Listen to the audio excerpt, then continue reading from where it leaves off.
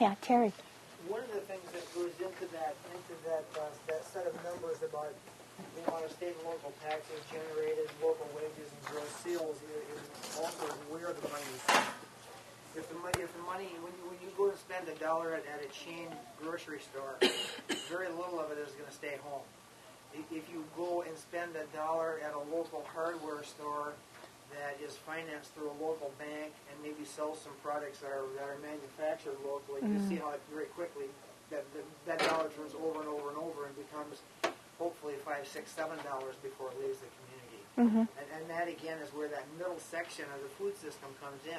That if we can get the infrastructure back and do more of that processing and distributing ourselves, more of the money will stay local. It'll turn over more and more and more often and create more and more wealth. Absolutely. So do you want to do that? He can comment. Oh, Chuck, I'm sorry.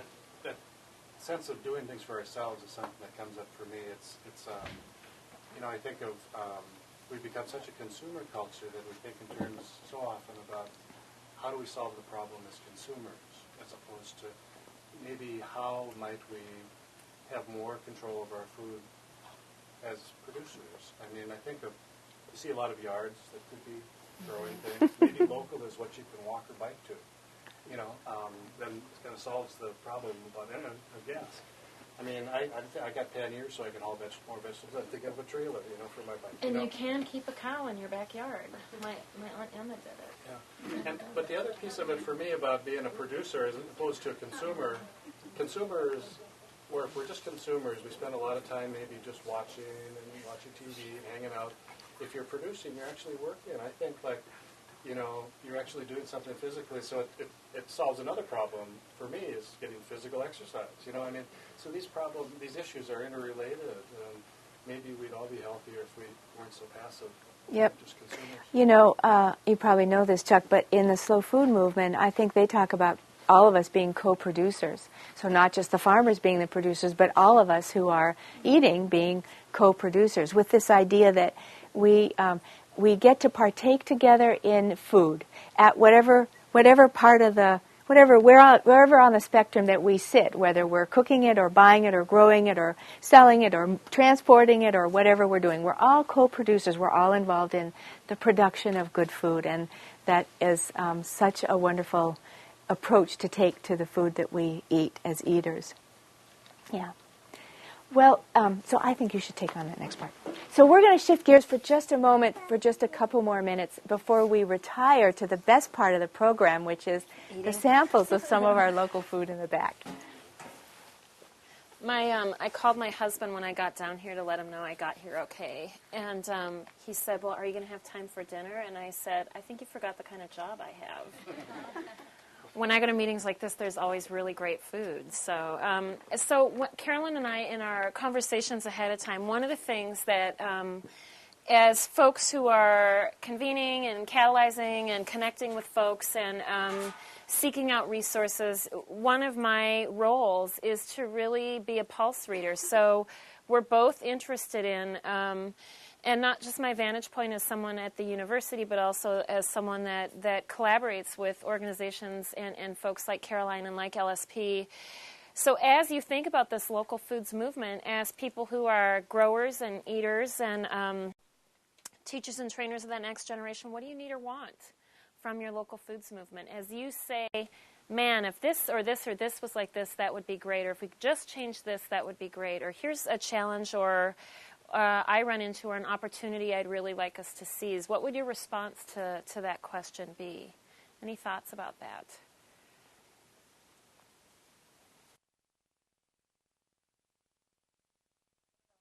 Distribution, just the linking the consumer with the farmer.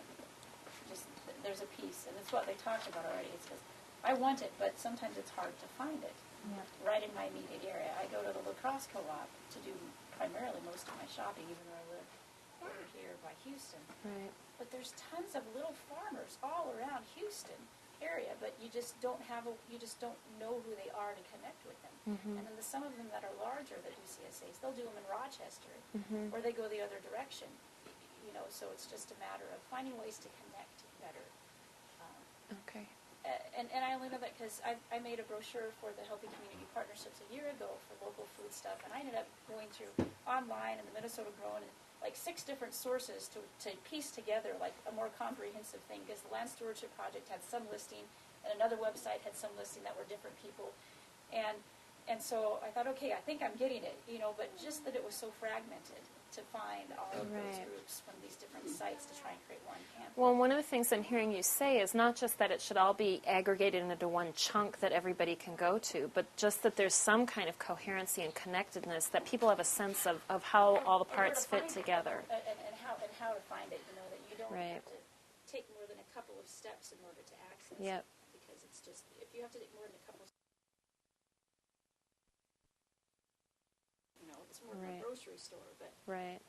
for people who want to find local food, making it easier for them to do so. Because there are people who will want it, but take a step or two and can't find it, and so they're like, well, I don't know where, I don't know if they can. Right. Right.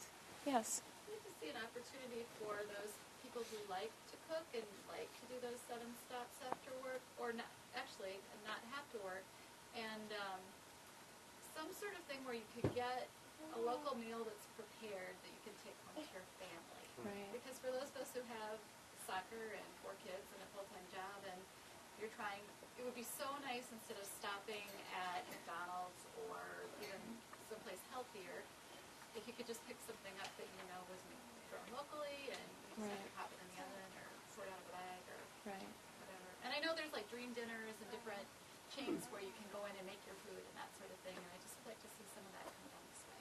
Great. Sounds like a business opportunity to me. There is a couple of businesses over on the other side of the river that do that. They'll prepare the meal and you can pick it up and take it home. Now, I won't say that they're using locally grown foods. Which is what you're after, right? Right. Yeah. But okay, so the infrastructure might be there. Madison's got a good farmers market, okay? You get all the vegetables and they also have cooked food and the stuff, but I've not seen any other community other than Madison go that step forward, and have all sorts of variety present out there, where the stuff, they might have reached a deal between themselves, okay, we're going to use your beans, Right. to cook this casserole or whatever. Right. They do. So even that connecting isn't just between consumers, but among producers to provide a put-together product So for. seems to be a bit more fragmented in the way that Right. producers, consumers, everything. Right. Right. Any other thoughts, needs, suggestions? Well, the other thing I was thinking about is, in Winona you cannot have a common backyard. You're not allowed to have a chicken. So, Oh, right. There's laws that need to be changed, and just Right. some education that chickens are fine, it's the roosters that crow, and, that's just silly. Right. Right. Laws like that. The other part, and this is part of my real passion, is educating, especially young people. And it was one of the things you listed on there was reconnecting our kids to the foods they eat. Making sure high schools have an agriculture class.